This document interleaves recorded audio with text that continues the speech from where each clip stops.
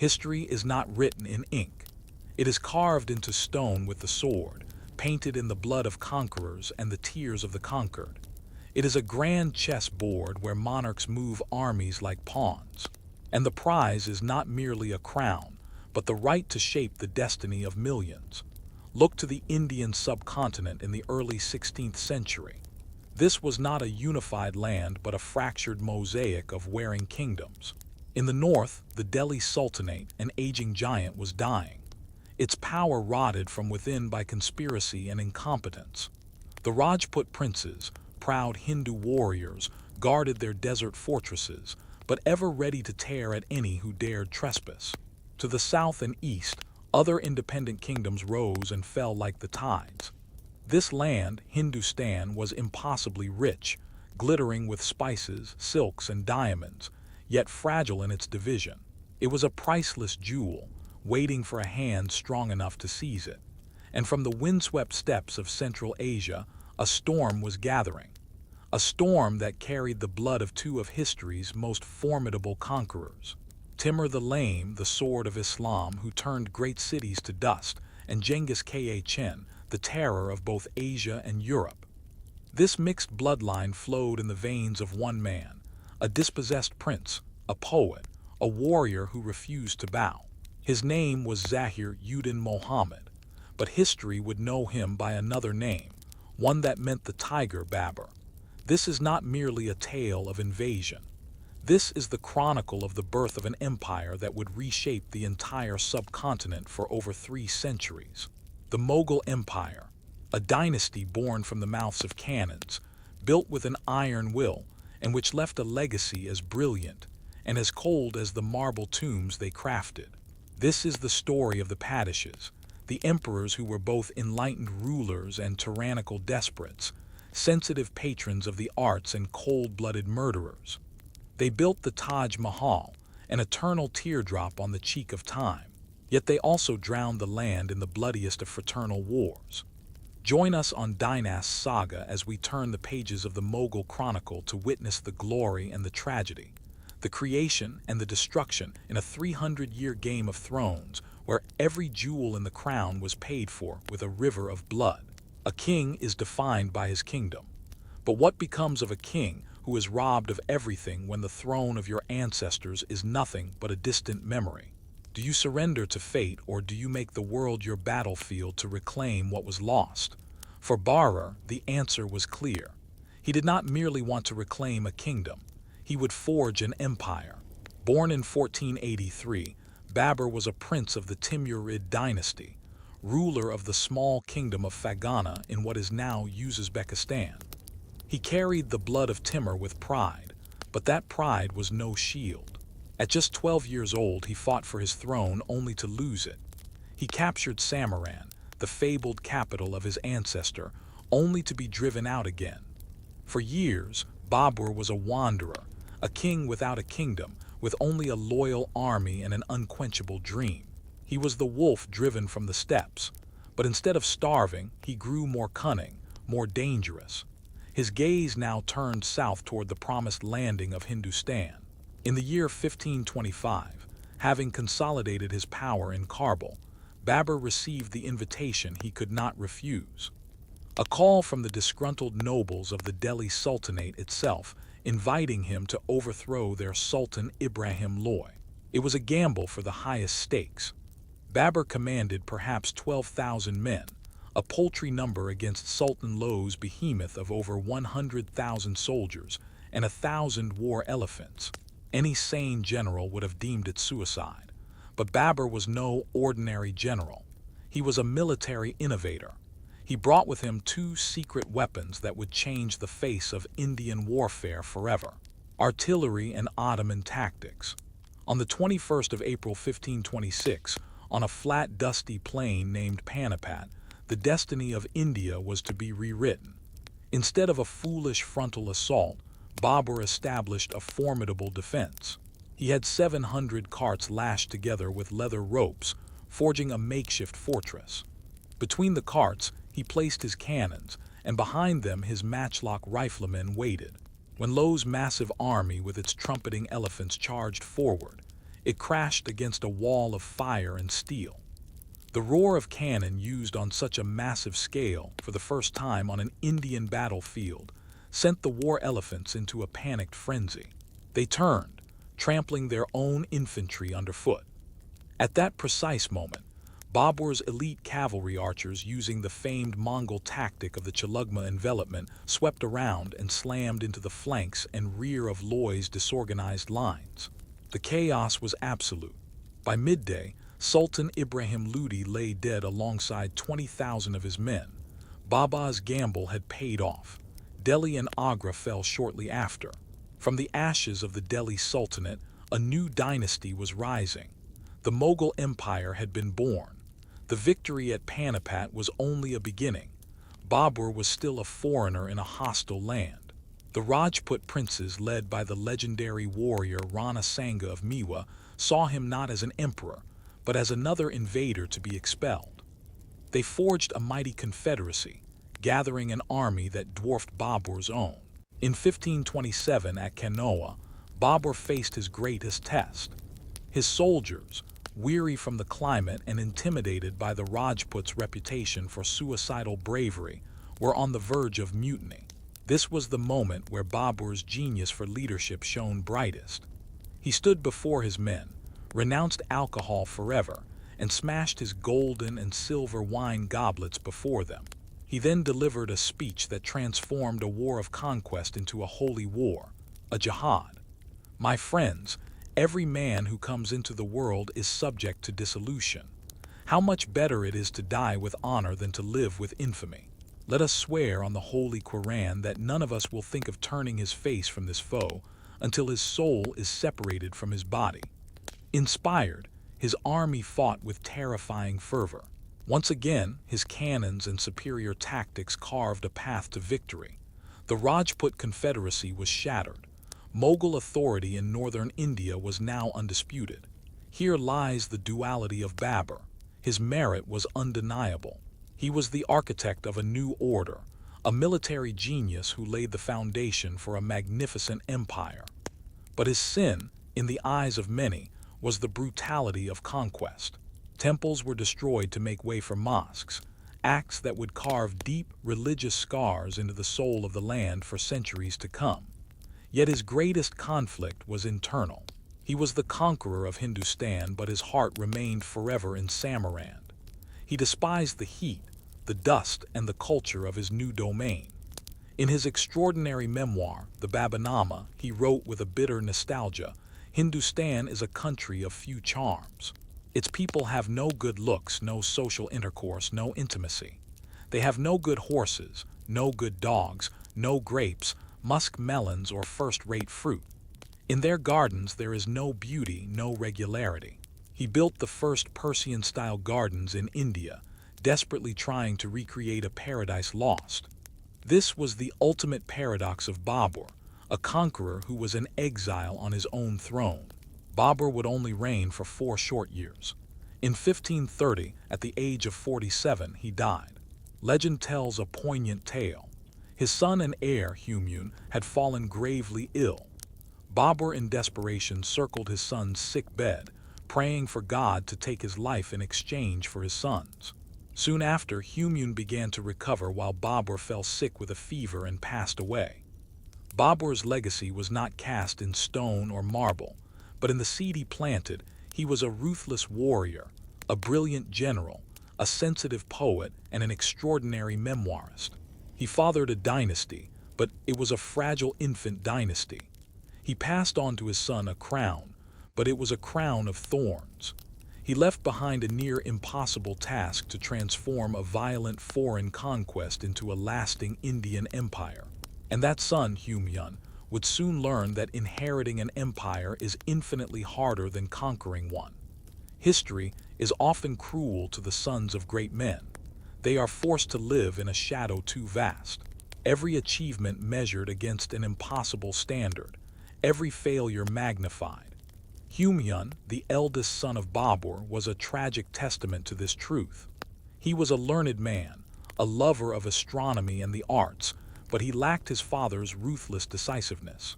He inherited an empire but not the wolf's instinct to defend it. The story of Humayun is not a heroic epic of conquest, but a humiliating journey of loss, exile, and the extraordinary struggle to reclaim what was lost. He was the emperor who lost everything, and it was in the abyss of despair that he would find the strength to return.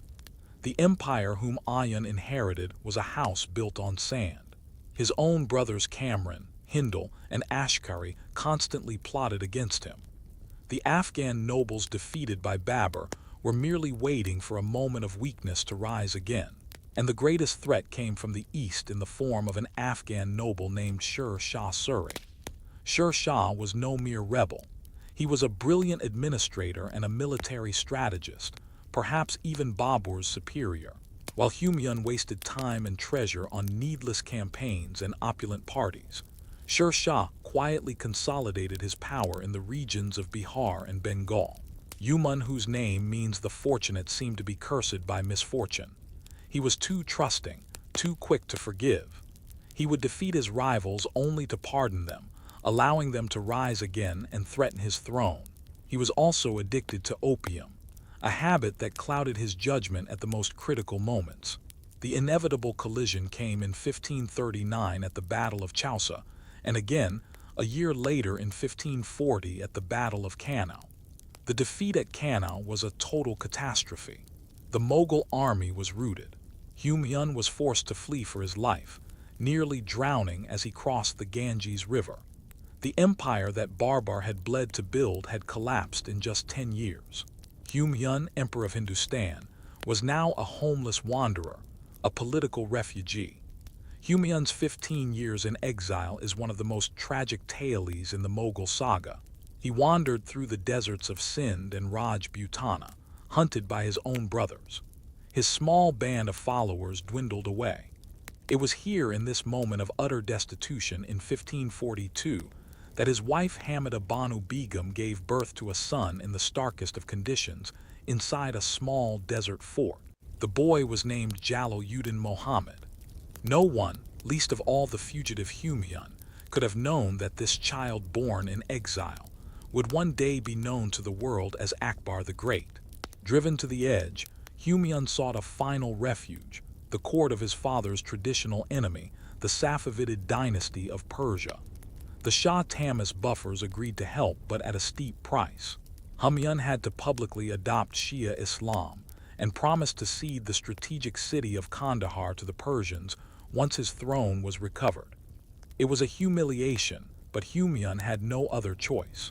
Meanwhile in India, Sher Shah Suri proved to be a remarkable ruler. He established an efficient administrative system, reformed the currency, and built the 2,500 km Grand Trunk Road, a commercial artery that still exists today. He might have founded a great dynasty of his own, if not for a freak accident of fate in 1545. While besieging a fortress, Sher Shah was killed in a gunpowder explosion. His death threw his empire into chaos. This was the opportunity Humayun had been waiting for. With Persian military aid, he methodically defeated his treacherous brothers and recaptured Kabul. Then in 1555, after 15 long years, Humayun led his army back into India. The Suri dynasty was weak and divided. At the Battle of Sirhind, the Mughal forces won a decisive victory. Humayun once again entered Delhi as its emperor. The exile was over. Humayun's greatest merit was his incredible perseverance. He is a symbol of never surrendering.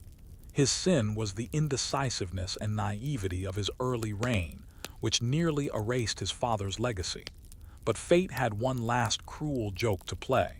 Just 6 months after reclaiming his throne, in January of 1556, Humayun was rushing down the steep stone steps of his library after hearing the call to prayer. He tripped on his robes, fell, and suffered a fatal blow to the head. He died 3 days later. As the historian Stanley Lane P. aptly wrote, Humayun tumbled through life and he tumbled out of it.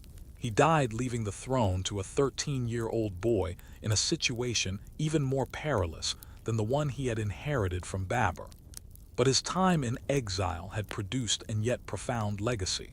In Persia, he He had been exposed to the high culture, art, and architecture of the Safavid court.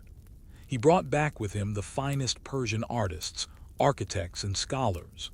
His greatest legacy besides fathering Akbar was this infusion of Persian culture into the bloodstream of his neat empire. This fusion would lay the groundwork for the explosion of art and architecture that would define his dynasty. He had planted the aesthetic seeds that would one day blossom into the magnificent flower of the Taj Mahal. And now, the weight of the entire empire fell upon a 13-year-old boy, a boy who could not read or write, but who was destined to become the greatest of them all. Music history tends to grant its rulers simple titles: the conqueror, the builder, the pious. But there was one man whose greatness was so complex, so full of contradictions that no single title could ever contain him. He was a ruthless warrior who conquered nearly the entire subcontinent, yet a ruler who sought harmony between faiths. He was functionally illiterate, unable to read or write a single word. Yet he amassed a library of over 24,000 handwritten volumes and hosted philosophical debates that lasted late into the night. He was Akbar. The title the Great seems insufficient. He was not just the architect of the Mughal Empire as a stable state. He was the architect of a new idea of India itself. His reign was the furnace in which a unique composite culture was forged. But the question we must ask is this: did his greatness stem from a truly tolerant heart or from the coldest, most pragmatic political mind of his era? Was he a visionary or a master manipulator? In 1556, a 13-year-old boy in a remote part of the Punjab received the news of his father's sudden death. The fledgling empire was on the brink of collapse once again. Enemies were gathering on all sides. At his side was his guardian and the empire's protector, the formidable Turkoman general, Bayram Khan. There was no time for a grand ceremony in Delhi. In a simple garden, Bayram Khan hastily built a throne out of bricks, and their Jalal-ud-Din Muhammad was proclaimed the third Padishah of the Mughal Empire. The greatest threat came from a Hindu general named Hemu. A man of humble origins, a former saltpeter seller, Hemu had risen through sheer ability to become the chief minister of the Suri dynasty. Seizing the opportunity of Humayun's death, he had captured both Agra and Delhi. He declared himself the new sovereign of India, taking the ancient and glorious title of Vikramaditya. The stage was set for a final confrontation on the same field that had secured the empire for Babur 30 years earlier. On November 5, 1556, the two armies met at the Second Battle of Panipat. The Mughal forces were terrified, outnumbered, and outmatched. Many of Akbar's advisors urged a retreat to Kabul. Bayram Khan argued for a desperate stand. The final decision rested with the 14-year-old emperor. He chose to fight. The battle was nearly lost. His war elephant smashed through the Mughal flanks, spreading terror and chaos. But history does not turn on grand strategies alone, but sometimes on the tragic arc of a single arrow. As Hemu surveyed the battle from his elephant, a stray Mughal arrow struck him in the eye, piercing his brain. He slumped unconscious in his tower. Seeing their leader fall, his army panicked and broke. The victory belonged to Akbar. For the next 4 years, Bayram Khan ruled as regent, brutally consolidating Mughal power. But as Akbar matured, the regent's authority became a cage. In 1560, at the age of 18, Akbar masterfully outmaneuvered his guardian, forcing him into retirement and taking absolute control of the state. The boy on the brick throne was now a king in his own right. With the throne secured, Akbar the boy became Akbar the conqueror. His ambition was limitless. His armies marched in every direction, subjugating kingdom after kingdom: Malwa, Gandhana, Gujarat with its rich seaports, Bengal with its fertile lands. But it was his campaign against the proud Rajput fortress of Chorga in 1568 that revealed the steel in his soul. After a brutal 4-month siege that saw the Rajput defenders fight to the last man, Akbar stormed the fortress. What followed was not an act of clemency, but of terror. He ordered the massacre of an estimated 30,000 unarmed civilians within its walls. It was a brutal message to all of India. Resistance was futile. The empire of peace and tolerance would be built upon a foundation of blood and fear. An empire forged by the sword must be held together by something stronger, a system. Conquest gives you land, but only statecraft can turn it into an empire. Having proven himself a ruthless conqueror, Akbar now faced the far greater challenge of becoming a ruler. How do you govern a vast, fractured subcontinent teeming with different peoples, cultures, and faiths? His answer would come in three revolutionary pillars that would form the very bedrock of the Mughal state. His first pillar was administrative reform. He knew the old ways of feudal loyalty were unreliable. He needed a new machine of government, and he created it in the form of the mansabdari system. This was not a landed aristocracy. It was a graded military and civil service open to all. Every high official or mansabda was given a rank known as a mansab. This rank determined his salary, and crucially the number of armed cavalrymen he was required to maintain for the imperial army. This created a salaried bureaucracy of commanders and administrators who owed their position, their wealth and their loyalty directly to the emperor, not to their land or their lineage. Its merit was its genius. It was a form of meritocracy that shattered the power of the old hereditary nobles. It allowed Akbar to integrate the diverse elites of his empire. Turks, Persians, Afghans, and most importantly, the Hindu Rajput warriors he had recently defeated into a single unified ruling class. But its hidden flaw was its immense cost. The mansabdars were paid extravagant salaries directly from the imperial treasury. The system's viability depended entirely on a constant flow of revenue and the emperor's absolute control. It created a powerful elite that, if mismanaged, could bankrupt the state or turn against the throne, planting the seeds of future financial strain. The financial backbone for this system was his second innovation, the zapt system of taxation. Under his brilliant finance minister Todar Mal, the state conducted meticulous land surveys across the empire, assessing the yield of every plot of land. Taxes were then fixed as a predictable cash payment, a variable share of the harvest. This gave security to the peasant and a stable, massive income to the state, funding Akbar's armies and his ambitions.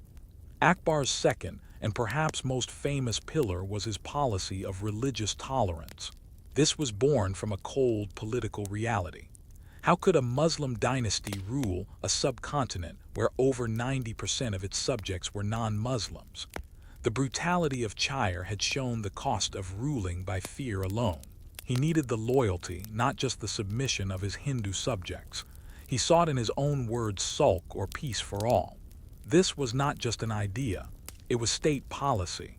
In 1563, he abolished the pilgrimage tax on Hindus. A year later, in 1564, he abolished the jizya, the centuries-old poll tax levied on all non-Muslims. This was a revolutionary act, removing one of the most significant and symbolic grievances of the Hindu populace.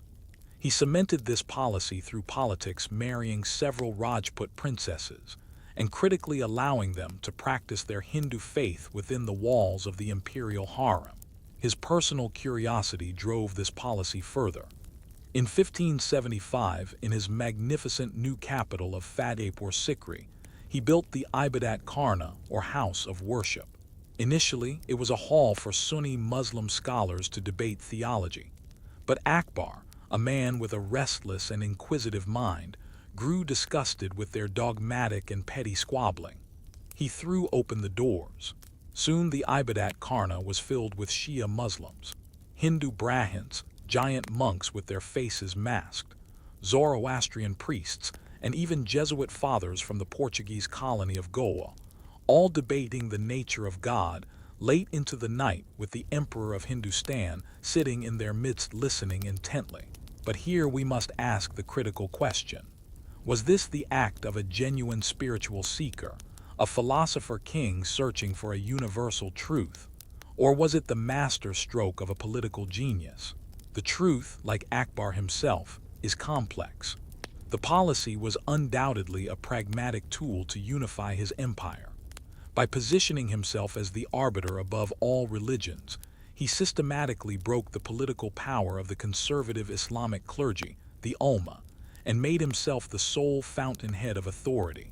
Loyalty to the state personified in him became the highest virtue. Yet to dismiss his spiritual quest would be to misunderstand the man. He was genuinely tormented by religious questions, and this search for answers was as much a part of him as his political ambition. The two were not in conflict. They were two sides of the same imperial coin. His final pillar was his most ambitious, most controversial, and ultimately his most misunderstood, the Dini Ilahi, or the religion of God. This was the culmination of his spiritual journey. It was not a new religion intended to replace Islam or Hinduism. It was more of a spiritual order, an elite personality cult with the emperor at its center. It had no holy book, no clergy, and no temples. It was a syncretic path blending the monotheism of Islam, the reverence for light and the sun from Hinduism, fire rituals from Zoroastrianism, and the principle of nonviolence from Jainism. To join, a disciple would place his head at the emperor's feet in a pledge of absolute loyalty, accepting Akbar as his spiritual guide. Was this the ultimate expression of a tolerant universalist vision, an attempt to create a spiritual common ground for the elite of his empire? Or was it the ultimate act of an autocrat's ego, a demand not just for political allegiance, but for spiritual submission? By positioning himself as a spiritual guide, his word effectively became divine law, unchallengeable by any cleric. It was a move to place the throne above the mosque, the temple, and the church. Yet for all its ambition, the Dini was a failure. It attracted no more than 19 followers, mostly from Akbar's closest circle of courtiers. It was too intellectual, too abstract, and too completely dependent on his own towering personality. The Muslim and Hindu masses were utterly untouched and uninterested. The so-called religion died with him. But even in its failure, it reveals the sheer scale of his ambition to be not just an emperor of men's bodies, but a guide for their souls. When Akbar died in 6005 after a near 50-year reign, he left behind more than just a memory. His most tangible legacy is carved in red sandstone. The magnificent ghost city of Fatehpur Sikri, built as his new capital in 1571, it was a testament in stone to his vision of a fused Indo-Persian culture. But it was abandoned just 14 years later, likely due to a lack of water. Today, it stands as a breathtaking metaphor for Akbar's rule, a magnificent, brilliantly conceived but ultimately flawed dream. Despite his own illiteracy, he was a colossal patron of the arts. Under his guidance, Persian and Indian artistic traditions merged to create the unique and vibrant Mughal school of painting.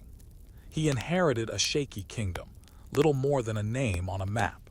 He left behind a vast, stable, centralized, and wealthy empire. The administrative machine he built would continue to function for over 150 years, but his greatest legacy was ideological. He was the true architect of the Mughal state. He took a foreign military occupation and transformed it into a genuinely Indian empire. He did this by proposing a radical new idea that a person could be Hindu or Jinn or Christian and still be a loyal subject of the empire. Before him, rule was based on conquest and religious identity. He made it based on a shared administration and loyalty to the throne. We must not forget, however, that this empire of tolerance was built on the ashes of his early brutality. The architect of Sulikul was also the butcher of Chittariga. He was a man who contained multitudes, a paradox of violence and wisdom, pragmatism and faith. He did not create a perfect society, but he laid the foundation for the empire's golden age.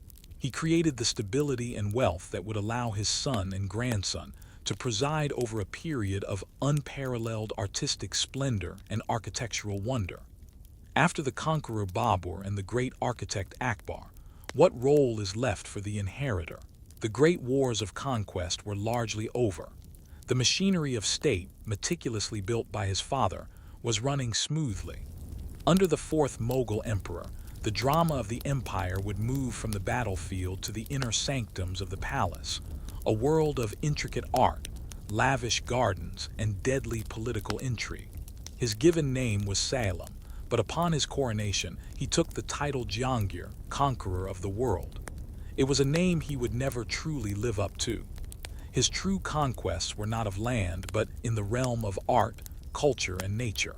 He was a connoisseur of unparalleled taste, an obsessive naturalist, and a patron whose imperial workshops would produce some of the most beautiful paintings the world has ever seen. He was also a man plagued by his addictions to alcohol and opium. But the story of this reign is not truly about the emperor. It is about the empress. It is the story of Nur Jan, the light of the world, a woman who rose from the ashes of a disgraced refugee family to become in all but name the absolute ruler of the Mughal Empire. It is a tale of how love, ambition, and political genius allowed one woman to become the true power behind the throne. Jahangir inherited an empire at its zenith, a realm of almost unimaginable wealth and stability. It was a golden age of peace and prosperity, where the imperial treasury overflowed with the tax revenues and trade profits that Akbar's systems had secured. This peace, however, was immediately shattered by the timeless curse of the Mughal dynasty, fraternal conflict. In 6006, just months into his reign, Jahangir's own eldest son, Prince Khusro, raised the flag of rebellion. The revolt was swiftly crushed, but Jahangir's punishment for the rebels revealed that beneath the veneer of the sensitive art lover, the cold blood of tears still flowed. Prince Khusro was captured and partially blinded.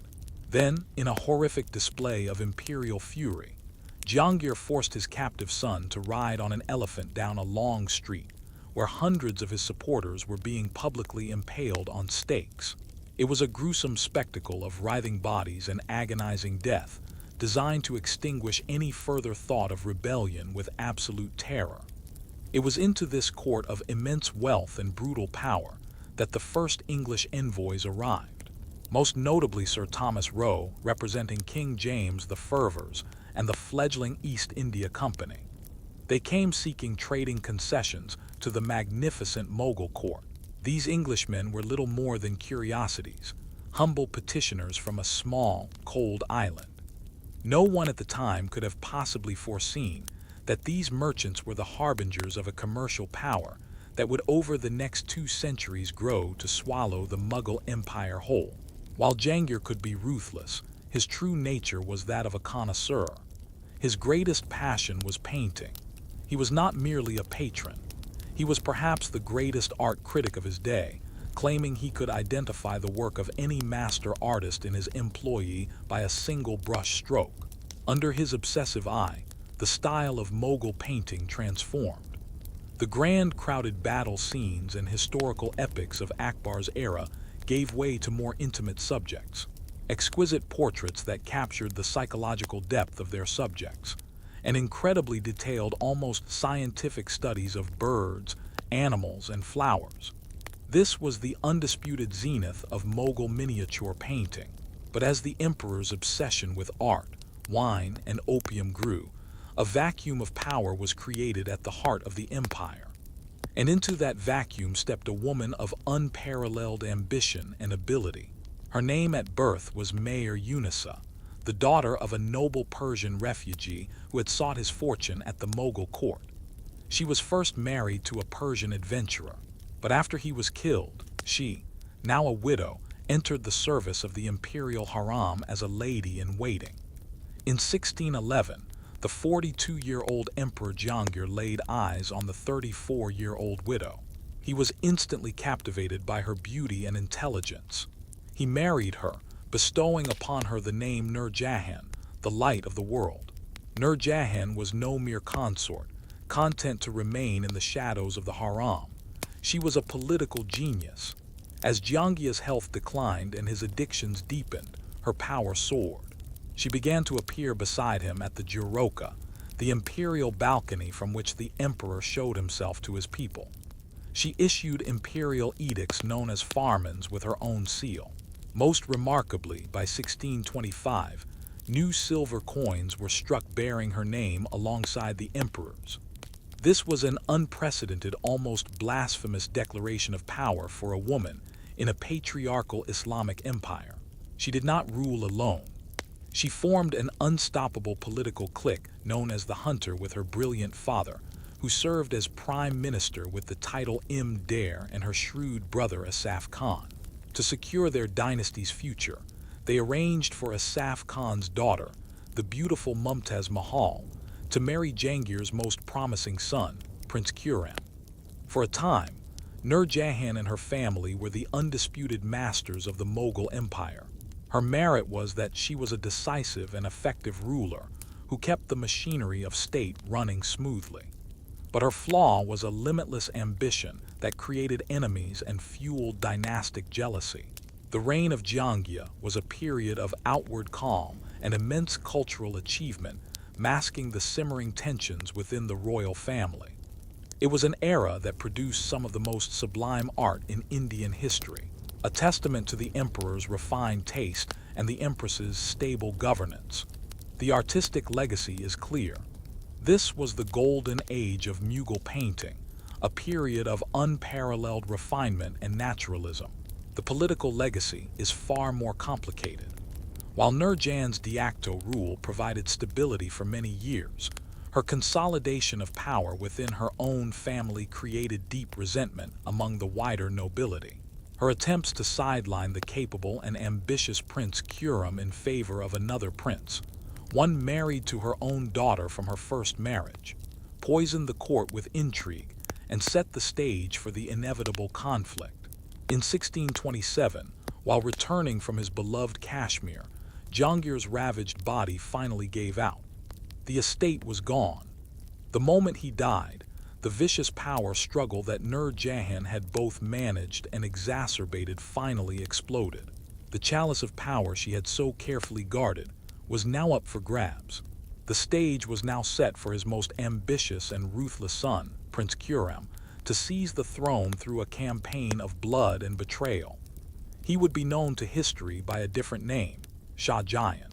If his grandfather Akbar forged the empire's soul and his father, Jahangir refined its taste. It was the fifth emperor, Shah Jahan, who gave the Mughal Empire its unforgettable face. His is the name forever associated with the zenith of Mughal splendor, the man who commanded architects and artisans to build paradise on earth. He was the emperor of marble. His reign is remembered for sublime beauty born from a legendary love story, for architectural perfection that still makes the world weep. But this beauty was a mask, a glittering facade concealing a story of ruthless ambition, shocking cruelty, and immense human suffering. He built monuments to eternal love, yet his own path to power was paved with the bodies of his brothers. He raised domes of pure white marble to the heavens, while on the ground below his subjects starved. It forces us to ask, is a paradise built upon a foundation of tears still a paradise? Shah Jahan's path to the throne was not one of inheritance but of butchery. Upon his father's death in 1627, a war for succession erupted. With the help of his powerful father-in-law, Asaf Khan, Prince Khurram acted with chilling speed. He gave the order to execute all of his male rivals, including his surviving brothers and their sons. He waded to the throne through the blood of his own kin, and in 1628 crowned himself Shah Jahan, king of the world. Despite its gruesome beginning, his reign ushered in the absolute peak of Mughal wealth. The imperial machine built by Akbar was running at maximum efficiency, pouring unimaginable sums of gold, silver, and jewels into the imperial treasury. This colossal fortune funded his twin obsessions, military expansion and architecture, but his ambitions often exceeded his grasp. Costly and largely fruitless military campaigns in the Deccan to the south and against the Safavids in Afghanistan drained the treasury and achieved little of lasting value. And while the court was dazzling in its opulence, A shadow of immense suffering was falling across the land. The Great Famine of 1630 to 1632 devastated the Deen and Gujarat. A contemporary chronicler recorded scenes of utter horror, roads clogged with the dead, parents selling their children, and desperate people resorting to cannibalism. While the emperor was commissioning a jewel-encrusted throne, millions of his subjects were dying of starvation. The splendor of Shah Jahan's court was a glittering island in a sea of unimaginable misery. It was in the midst of famine and war that Shah Jahan's great love story met its tragic end. In 1631, while accompanying him on a military campaign in the Deen, his beloved wife Mumtaz Mahal, the chosen one of the palace, died giving birth to their 14th child. Shah Jahan was consumed by a grief so profound it became legend. Court chroniclers wrote that the emperor's hair turned gray overnight, that he forbade music and celebration in the court for 2 years. From this abyss of sorrow rose his vow to build a tomb for his wife, so beautiful that the world would never forget her name. The result was the Taj Mahal. For 22 years, more than 20,000 artisans, craftsmen, and laborers worked to realize his vision. The finest materials were gathered from across Asia: pristine white marble from Makrana, jade and crystal from China, turquoise from Tibet, lapis lazuli from Afghanistan, and sapphires from Sri Lanka. It was an imperial project on an unimaginable scale. The Taj Mahal is not a building. It is a poem in stone, a physical manifestation of love and loss.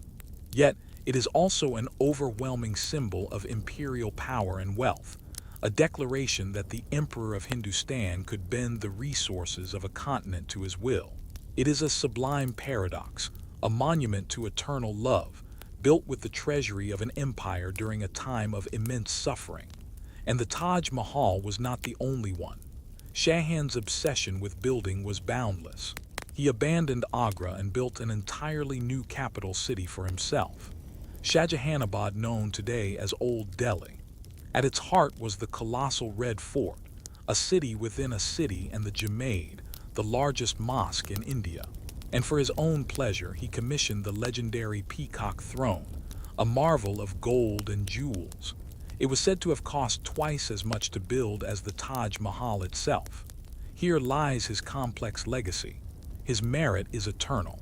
He left behind an architectural heritage that is among the wonders of the world, forever defining the image of Mughal grandeur. But his flaw was that this beauty came at a staggering cost. The vast treasury accumulated by Akbar was systematically drained to fund these personal monuments. To pay for them, taxes on the peasantry were raised ever higher, squeezing a population already ravaged by famine. Shah Jahan's architectural obsession came at the direct expense of his people's well-being, creating a deep well of resentment that would soon overflow. The empire that Shah Jahan had adorned with marble was cracking from within. His extravagant spending and the resulting hardship had created the perfect conditions for the most brutal war of succession the dynasty had yet seen. The conflict was a drama between his 4 sons, each a powerful governor of a major province. There was the designated heir, the Sufi mystic and scholar Darashika. There was the brave but hedonistic Murad, the ambitious Shua, and the 3rd son, the brilliant, ruthless, and fanatically devout military commander Aurangzeb. When Shah Jahan fell gravely ill in 1657, the war for his throne began.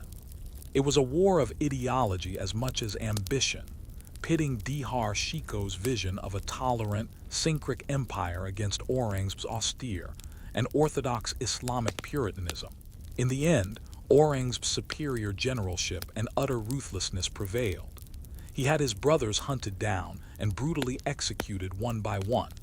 He then turned on his father, declaring Shah Jahan incompetent to rule. Aurangzeb imprisoned him in the great fort at Agra. The great builder, the king of the world, would spend the last 8 years of his life as a prisoner from the marble pavilions of his gilded cage. He had a clear view across the river Yamuna, a view of the only thing he had left, the shimmering form of the Taj Mahal. He was a prisoner of his own son with nothing but the monument to his dead wife for company. Shah Jahan died in 1666 and was buried beside his beloved Mumtaz in the tomb he had built for her. The age of aesthetics of poetry in stone was over. A new age was dawning, an age of piety, of relentless war, and of brutal imperial expansion. The age of Orang. Music. We now arrive at the most powerful, most controversial, and most consequential of all the great Mughals. In the long and bloody saga of the Timurid dynasty, no figure is more complex or more polarizing than the sixth emperor, Aurangzeb. He was a man of devout piety who waded to the throne through the blood of his brothers, an austere ascetic who despised music and luxury, yet presided over the empire at its absolute wealthiest. He was the conqueror who pushed the empire's borders to their greatest extent, and in doing so signed its death warrant. He took for himself the title Alamgir, conqueror of the world, and for nearly 50 years he would dedicate every waking hour to that purpose. History has judged him harshly, branding him a bigoted fanatic who systematically dismantled Akbar's legacy of tolerance and fractured the empire along religious lines. But is this the whole story? Or was he a man of stern principle, a brilliant but flawed ruler forced into hard choices by the political realities of a vast and crumbling empire? Was he the poison that killed the Mughal state, or merely the doctor who diagnosed its fatal illness too late? Orang's story does not begin with his coronation, but in the crucible of the war for succession. This was not just a squabble between brothers over land and titles. It was a battle for the very soul of the Mughal Empire. On one side stood the heir apparent Dara Shayiko, the mystic, the scholar, the translator of the Hindu Upanishads into Persian, the favored son who embodied Akbar's vision of a syncretic, harmonious culture. On the other side stood Aurangzeb, the orthodox, the Puritan, the battle-hardened general and champion of a stricter, more fundamentalist Islam. The choice between them was a choice between two vastly different futures for the subcontinent. While Dara held court in Delhi, Aurangzeb forged alliances and marched his veteran armies north. He was a far superior general and a more cunning politician than any of his brothers. He defeated Dara's forces at the Battle of Sagar in 1658, forcing him to become a fugitive. What followed was a chilling display of Aurangzeb's calculated ruthlessness. Dara was eventually betrayed and brought to Delhi in chains. He was dressed in rags, placed on a filthy elephant, and paraded through the streets of the capital city he was once meant to rule. A public humiliation of the highest order. A tribunal of conservative clerics convened by Aurangzeb quickly declared Dara an apostate from Islam. In August 1659, he was beheaded. It is said that Aurangzeb demanded the severed head be brought to him to confirm it was truly his brother. This was more than just fratricide. It was a statement. The execution of the mystic prince was a message to the entire empire. The age of religious experimentation was over. The era of tolerance was finished. Orthodox Islam was now the undisputed law of the land, and Aurangzeb was its unyielding enforcer. He had imprisoned his father, killed his brothers, and now he was the absolute master of Hindustan. The new emperor was a man of stark contrast to his predecessors. Where Shah Jahan's court had been a theater of glittering opulence, Aurangzeb's was one of austere piety. He himself lived the life of a near monk, abstaining from alcohol and rich food. He learned the Quran by heart, and in his spare time, he would meticulously copy out the holy book and sew prayer caps, selling them to pay for his own modest funeral. He was not a hypocrite. He lived by the rigid code he sought to impose on his empire, and that code would soon fall like an iron curtain across the subcontinent. Believing that the empire had strayed from the path of true Islam under the perceived heresies of his ancestors, Aurangzeb began a systematic reversal of Akbar's policies. Music and poetry were banned from the court. The vibrant imperial workshops that had produced masterpieces of painting and calligraphy fell silent. The full force of Islamic law, the Sharia, was to be the law of the land for Muslim and non-Muslim alike. He ordered the destruction of numerous Hindu temples, particularly those in regions hostile to his rule. The final symbolic blow came in 1679, when he reimposed the hated jizya, the poll tax on non-Muslims, which had been abolished by Akbar over a century earlier. The policy of Sulikul, peace for all, was officially dead. Was this the work of a single-minded religious zealot, a man on a divine mission to purify India? That is part of the truth. Aurangzeb was genuinely devout and saw the syncretic culture fostered by his great-grandfather as a corruption. But to ignore the cold political logic at play is to misunderstand the man. His bloody usurpation of the throne had left him isolated. He desperately needed to legitimize his rule, and his most natural allies were the conservative Islamic clergy, the ulama, whom he empowered and patronized. The jizya was not only a statement of Islamic supremacy, it was a desperately needed source of revenue to fund the ceaseless wars that would define his reign. The destruction of temples was not always random bigotry. It was often a calculated act of political punishment against rebellious Hindu chieftains and kingdoms. Religion and politics, as always, were inextricably linked, but policies have consequences. The empire Akbar had built rested on a delicate balance, a grand coalition of diverse groups. Aurangzeb took a hammer to that balance. The Rajputs, whose warrior clans had been the literal sword arm of the empire for a century, were alienated and driven into open rebellion.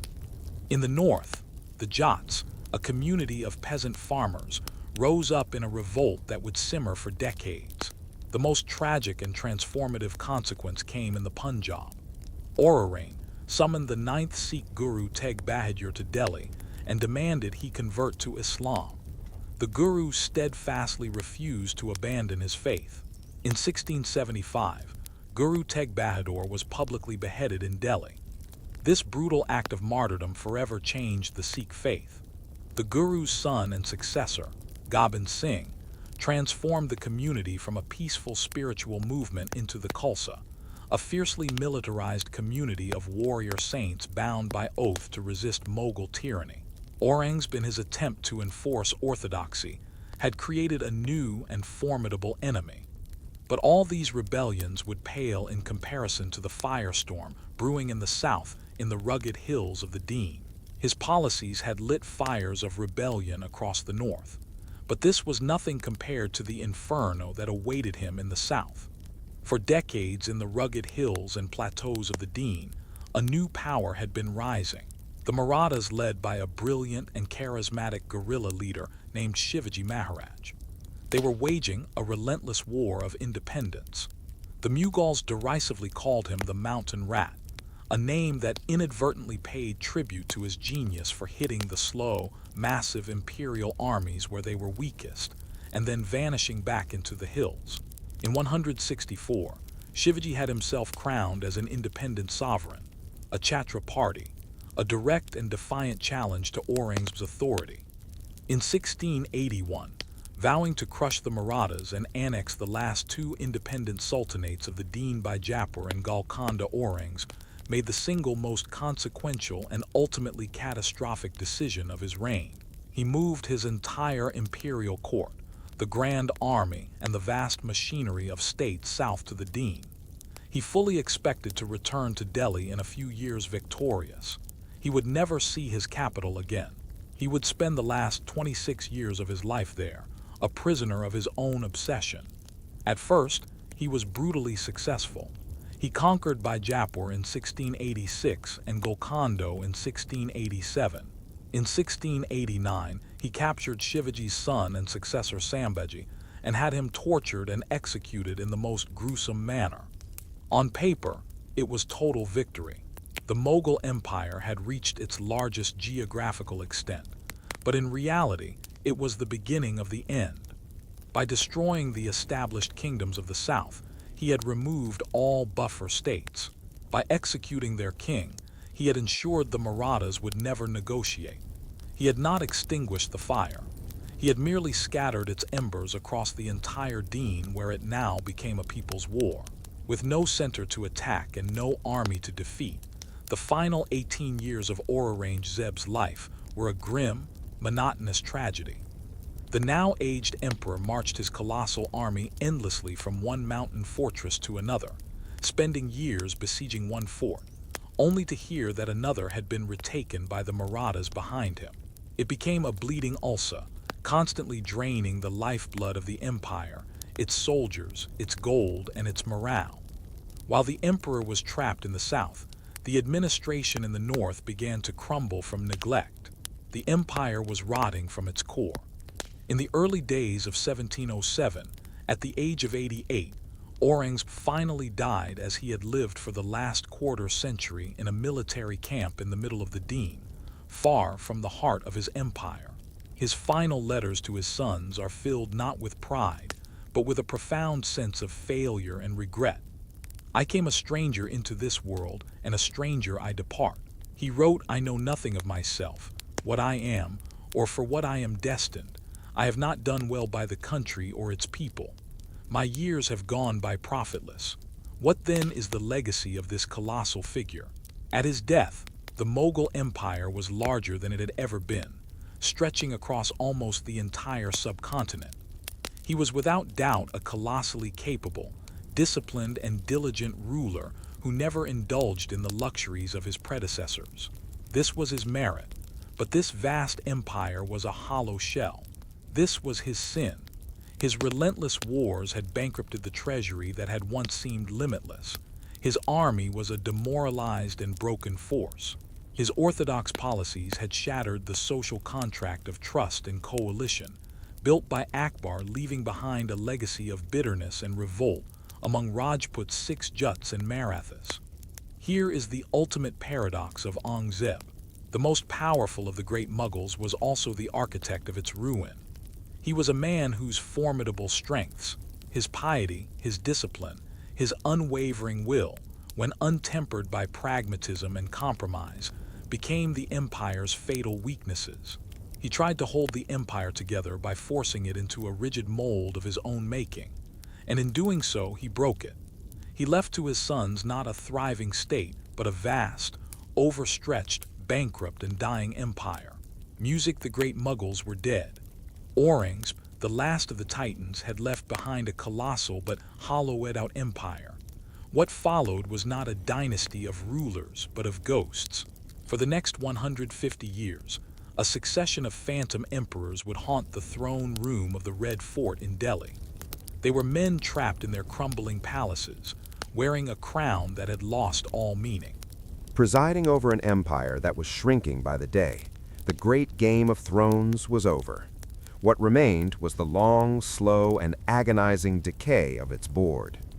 The moment Aurangzeb died in 1707, the very chaos he had feared was unleashed. A ruinous war of succession between his sons bled the imperial army white. The victor, Bahadur Shah Tafri, was an old man who reigned for only 5 years before his death triggered another bloody civil war. In the years that followed, the Emperor of Hindustan became a puppet, a plaything for powerful nobles. A pair of kingmakers known as the Sayed brothers rose to prominence, installing and deposing 4 different emperors in just 8 years, assassinating 2 of them. The absolute authority of the Mughal throne had completely evaporated. As the center rotted, the limbs fell away. The Marathas, no longer mere rebels, established their own vast empire and became the dominant power in India, their cavalry raiding to the very gates of Delhi.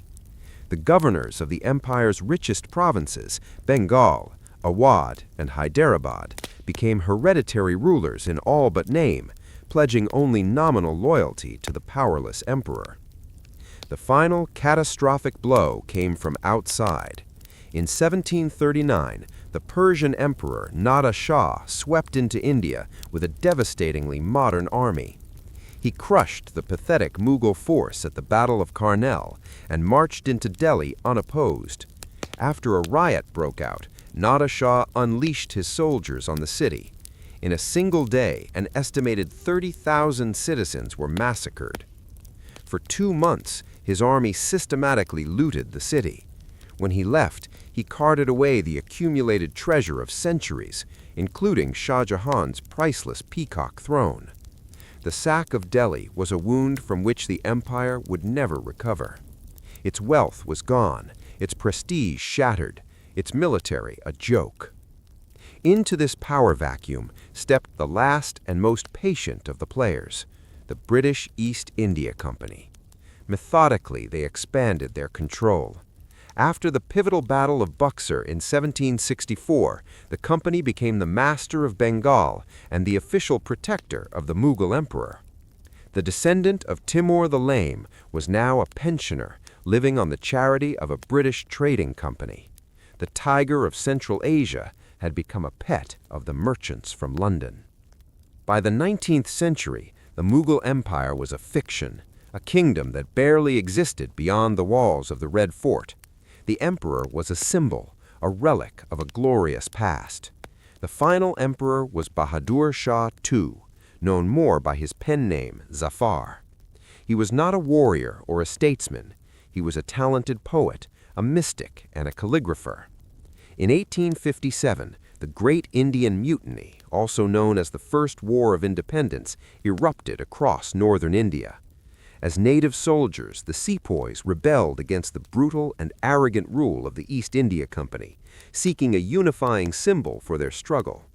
The rebellious sepoys marched to Delhi and proclaimed the frail 82-year-old Bahadur Shah Zafar the emperor of all Hindustan and the leader of their uprising. He was a tragic, reluctant figurehead, a poet forced into the role of a revolutionary. When the British, with overwhelming force and unimaginable brutality, crushed the rebellion and retook Delhi, their vengeance was absolute. They executed the emperor's sons and grandsons, wiping out the imperial line. Bahadur Shah Zafar himself was put on trial for treason. The British exiled him to Rangoon in Burma. The last descendant of Timur and Genghis Khan would die in 1862, a lonely prisoner in a foreign land, buried in an unmarked grave to prevent his tomb from becoming a shrine. In 1858, the British Parliament formally abolished the Mughal Empire, and Queen Victoria was declared the new Empress of India. After 332 years, the saga of the Mughal dynasty had come to its final pathetic end. Over 3 centuries, a dynasty born of fire and the sword, which rose to the pinnacle of magnificence and then vanished like a dream. When the wheel of time stops turning and the dust of history settles, what is the legacy left by the Mughal Empire? It is not a simple list of achievements, but a complex symphony that still echoes today. What remains in the end is an eternal legacy carved in stone and marble. The Taj Mahal, Humayun's tomb, the Red Fort of Delhi. They are not just buildings, they are timeless symbols of power, love, and sublime creation. But these structures would be empty shells without the soul of the civilization that birthed them. And that soul is a deeper, invisible legacy, the fusion of cultures. Before the Mughals, India was a collection of distinct cultures. It was they who created a space where Islam and Hinduism, Persian art and Indian tradition could converse, clash, and coalesce. That fusion gave birth to the Urdu language. It reshaped cuisine, music, and painting, weaving a rich composite cultural tapestry that still covers South Asia today. And perhaps when we gaze upon these magnificent tombs born from this unique culture, we find the core lesson the Mughals left behind, a story about the fragile balance. The empire soared when it found a balance between conquest and governance, between central authority and local autonomy, between the faith of the rulers and the faiths of the ruled. Akbar created that balance with his philosophy of peace for all, and Aurangzeb, through his unbending certainty, shattered it, and the entire imperial edifice came crashing down. The Mughal Chronicle is therefore more than the story of one dynasty. It is a universal law written on the stage of history that any system, be it an empire, a nation, or a single human life, can only thrive on balance. When that equilibrium is lost, when one extreme consumes all others, collapse is inevitable. From glory to ruin, from creation to decay, the wheel of fate turns, raising empires to glory and then grinding them to dust, leaving for us timeless lessons written in blood and stone. From the sun-scorched plains of Hindustan, our saga now travels west across the sea to an even ever-ancient land, a land of deserts and a life-giving river, ruled not by descendants of Mongol conquerors, but by Greek kings who called themselves pharaohs. A dynasty born from a brilliant general of Alexander the Great and ended by the ambitions of Rome and the tragic allure of its final queen. Get ready for the next chapter from Dynast Saga, the entire history of the Ptolemaic dynasty, the Greek pharaohs, and the last queen of Egypt. Thank you for joining us on this journey through the jeweled and tragic empire of the Mughals. If you found this story compelling, please like, subscribe, and hit the notification bell so you never miss a future chronicle. Let us know in the comments which Mughal emperor left the deepest impression on you. Thank you for watching.